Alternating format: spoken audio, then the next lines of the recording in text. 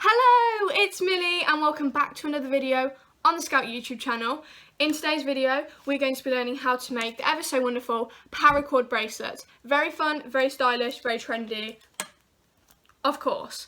They've obviously set the trendsetter to do this video. So today, I'm going to be talking you through how to do this in a very cool, very fun way. Maybe. First, what you need to make sure you have is you need to make sure you've got your parcel, which you should have received in the mail, with your 2 pieces of rope and your clip, because they're the main things you're going to need for this video. Rachel kindly delivered them to your door, so let's say thank you to her, and let's say thank you to Sam, who kindly ordered these things. Yay for them. Okay, anyway, getting into why we're making these. What is important? Why? What's the point? Well, I'm here to enlighten you.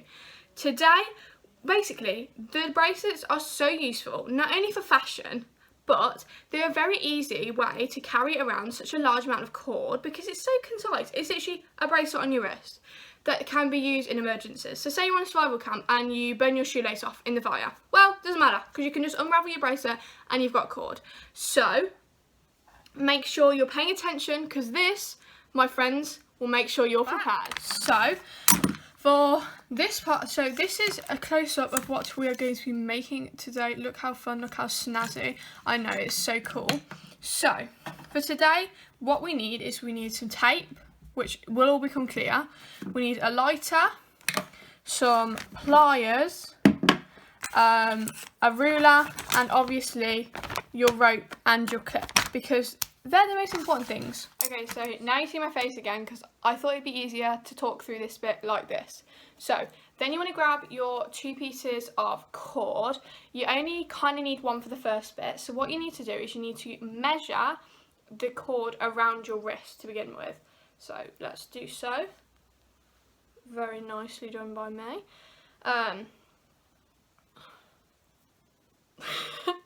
Some technical difficulties going on here. I'm not quite sure what's happening, but we'll sort it out. There we go, we got it.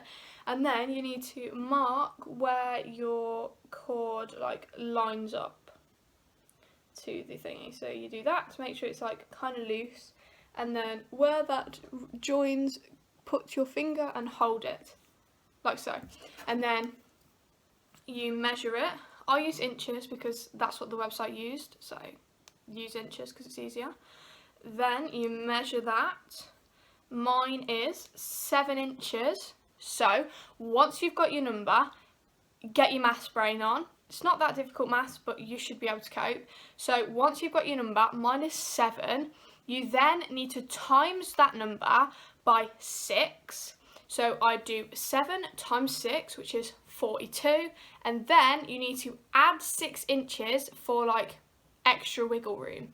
So 42 plus 6, 48. So then you need to measure out 48 inches or whatever your inch is in your ribbon. Do that now.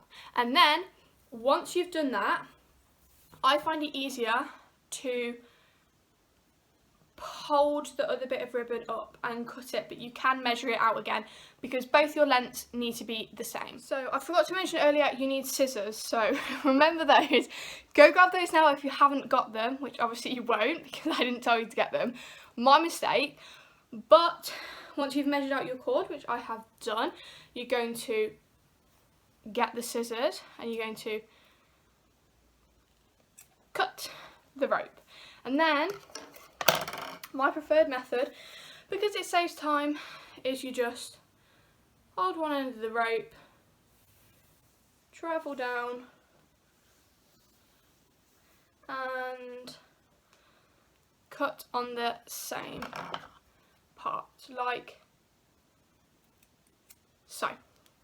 Okay, so once you've cut both your pieces of cord, the next step is a little bit dangerous, so either get your adult to do this or do it very carefully, please. I do not want to be sued because you've burnt yourself. That is too much paperwork. So, you use a lighter. I use a candle because I find it easier because you don't have to hold the lighter. But you'll grab your wire, your frayed end, and you place it on the flame and you do that. There we go. Don't touch it. Do not touch it. And then it will hold it so it won't fray everywhere, because that is very annoying. Right, so you have now measured out your cord like so. You need to grab this part of the clip, so get rid of the other one for now because you don't need it now. Grab this part of the clip, and what you need to do is you need to thread both pieces of wire through the clip. Thread them through. Then grab your lighter or match or whatever, and you need to put these over the flame and press them together. Obviously do not use your fingers because you will get burnt, and that is not what we approve of. Then you use your pliers, and squeeze them together to make sure they're super tight on there and fuse together. And then you have them through the loop. So now you have, now you have your clip and your two pieces of cord attached on the end, like so. What I need you to do is I need to pull this out and use the rest of this and place it through that loop that you made, like this. So you've put it through, so it should look like this. Then very simply you just pull that super tight and you've attached it to one. So for the next step, I find it easier to grab some tape and tape this latch that we've already made. This way around is best, with the two parts with these two loops showing, so not like this, like this. And then you want to just grab some tape and tape that down, because this makes the next step much easier. So next bit, what I need you to do is measure from just here, just around where the rope goes, and you need to measure down to where your wrist size was. You can add about an inch because it makes sure that there'll be no faults. So mine's around here. Then the next step, as you can see, I've done one of them already. You place the end of the wire or cord through the other part of the other clasp, so this one, until it looks like this, and then you can always make sure to re-measure and make sure you've got just the right amount. There we go, 8 inches, and then separate them because it's easier to keep them apart. Now you have measured out your pieces and you've got your two. Tape the other end now. So I've flipped, so I've taped this end because it'll be so much easier to do the next step. Right, this is the part that we start doing some actual folding. So I need you to grab the red or whatever colour yours is, but grab this side. It doesn't matter which side you start, but I find it easier. Grab this one and place it underneath the middle, and then you place it over the top of the outside one. So let's do that again. So you go, place it underneath the middle and over the top of the outside one, like so. Then what I need you to do is grab, I use this, mine's blue, but grab the other one and you go over the middle, and you see this loop we've created with the red. I need to go over the middle and through that loop, and then you need to pull that super tight, like so. What you need to do, again, let's go through it. This time we're going to start on this side, so make sure you do alternate sides, and how you can tell is whatever side your rope is, it will be on this side, so you do it on the opposite side. So this, what we're going to do, we're going to do it again.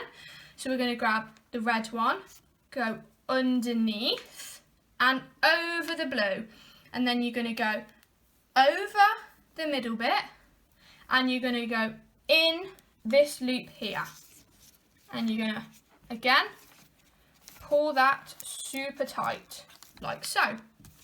Let's do one more. So we're going to do this side. So you're going to go under the middle and you're going to go over the outside, and then you're going to take this next rope and you're going to go over the middle and you're going to take it in that gap there, and then again pull it. So now I've got a bit going, I'm going to do a recap in case you're still struggling about what you meant to do. So I'm going to try to be really, really slow.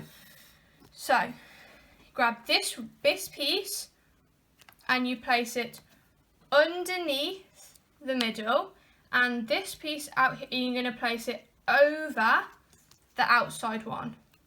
And then you're going to grab this one and you're going to go over the middle with it, over the middle and in that little gap there, and pull that super tight.